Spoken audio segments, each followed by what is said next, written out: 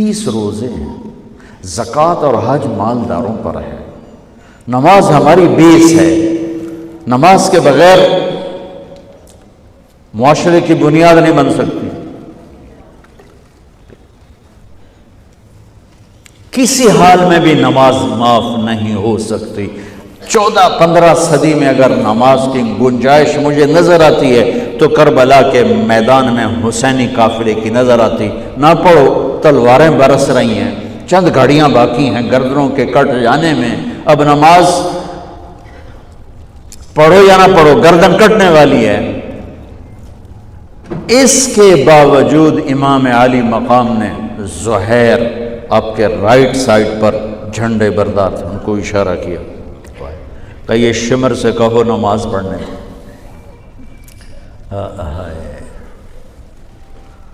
تو انہوں نے آگے بڑھ کے کہا نماز پڑھنے دو، تھوڑی دیر کے لیے رک جاؤ۔ وہ کہنے لگا ہماری تلوار نہیں رکے گی۔ انہوں نے آ کر کہا یہ جواب ہے۔ امام عالی مقام نے فرمایا پھر نماز بھی نہیں چھوٹے گی۔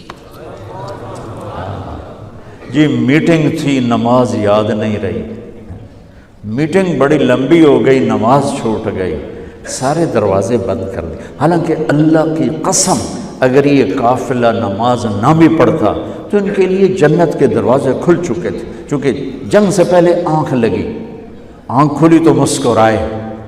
تو بہن نے پوچھا یہ کوئی ہنسنے کا وقت ہے؟ موت سر پہ کھڑی، کہنے لگے یہی تو ہنسنے کا وقت ہے، خواب میں اللہ کے نبی آئے ہیں، کہہ رہے ہیں بیٹا میں لینے کے لیے آ چکا ہوں۔ پھر نماز نہیں چھوڑی تو پی آئی اے والا کہہ سکتا ہے کہ جو میں جہاز اڑا رہا تھا نماز چھوڑ گئی۔ ارے بھائی پوچھو علماء سے سفر میں کیسے پڑھنی ہے، آسانی کر دی، چھوٹی کر دی، معافی نہیں ہے۔ اگر معافی ہوتی تو اس حسینی قافلے کو ہوتی۔ آدھے نماز پڑھو آدھے جنگ کرو۔ اب تو 1440 ہجری ہو چکی ہے، 1440 سال میں سب سے خوبصورت نماز جو پڑھی گئی کربلا کے میدان میں پڑھی گئی، سب سے خوبصورت سجدہ جو کیا گیا کربلا کے میدان میں کیا گیا۔ اور زمین نے بھی کیا فخر کیا ہوگا کربلا کی زمین نے کہ آج کون ہیں جن کے ماتھے میرے اوپر ٹک کر یوں لگ رہے ہیں جیسے ٹیکا میرے ماتھے پہ آ گیا۔ جب سبحان رب الاعلیٰ کی صدا گونجی ہوگی تو زمین کی 7ویں تہ بھی ٹھنڈی ہو گئی ہوگی۔ تو میرے نبی کا نواسا ہمارے لیے دروازے بند کر کے جا رہا ہے، کسی حال میں نہیں چھوڑ سکتے نماز، سوائے اس کے کہ بے ہوش ہو جاؤ، چلو ٹھیک ہے، اس کے علاوہ نہیں چھوڑ سکتے۔ لیٹے لیٹے پڑھو، نہیں اٹھ سکتے لیٹے پڑھو، آنکھوں کے اشارے سے پڑھو، چھوڑ نہیں سکتے ہو۔ آدھوں نے نماز پڑھی، آدھوں نے جنگ کی، پھر آدھوں نے نماز پڑھی اور سب نے جنگ کی، اور عصر میں سب نیزے پہ چڑھ چکے تھے۔ عاشق کا جنازہ ہے، ذرا دھوم سے نکلے، محبوب کی گلیوں سے ذرا گھوم کے نکلے۔ ہمارے دفتروں میں، بازاروں میں، گھروں میں نماز زندہ ہو جائے۔ روزہ تو سال کے بعد آئے گا، بیمار ہے تو چھٹی، مسافر ہے تو چھٹی بعد میں رکھ لینا۔ زکوٰۃ پیسے والے پر ہے، حج پیسے والے پر ہے، ایک نماز ایسا فریضہ ہے جس کے لیے میرے رب نے 700 دفعہ قرآن کو ہلا دیا ہے۔ نماز نماز، کبھی لفظ صلاۃ کے ساتھ، کبھی اور الفاظ کے ساتھ، 700۔ ایک آرڈر آ جائے ملک صاحب کا تو آپ ہل جاؤ گے، آرڈر آ گیا، آرڈر آ گیا۔ میرا رب 700 دفعہ کہے تو تمہاری مسجد خالی ہو کہ ہمیں اپنے اللہ اور اس کے رسول کی عظمت اور ہیبت کا پتہ نہیں ہے۔ نماز کے بعد زندگی اگر ساری نماز بنانا چاہتے ہیں، ہاں نمازیں کتنی ہیں بھائی بولو؟ 6 ہو سکتی ہیں، 7 ہو سکتی ہیں، نہیں ہو سکتی۔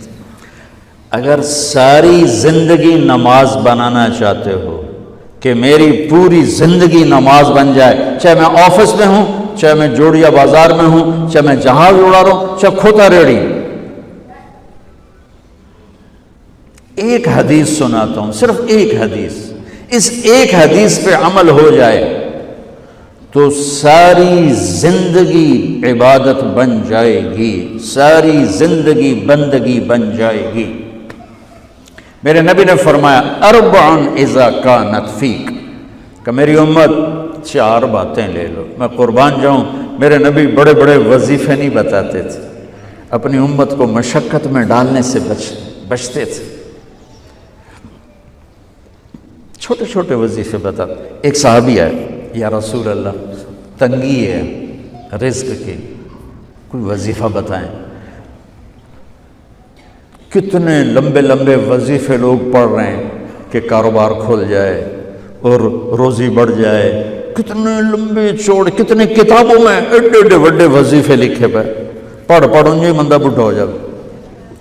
میں قربان جاؤں یا رسول اللہ آپ کی شفقتوں پر، آپ کی رحمتوں پر، سنو یہ کرو، میری بات نہیں ہے، میرے نبی کی بات ہے۔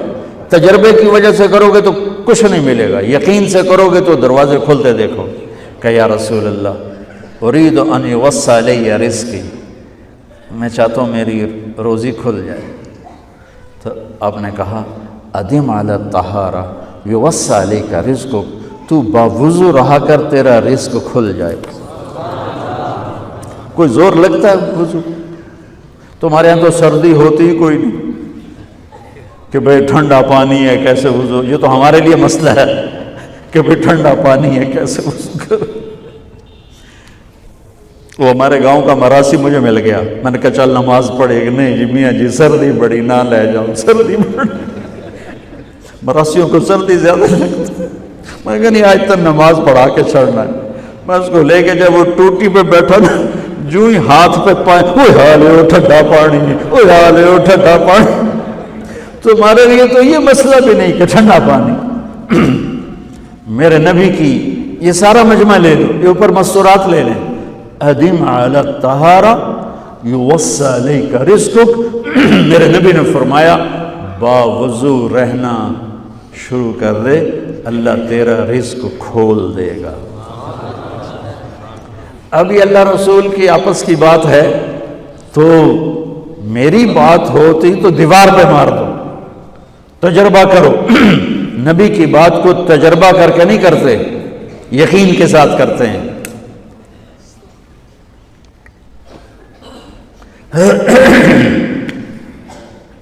ادم علی الطہارہ یوسع علیک رزقک، باوضو رہا کر۔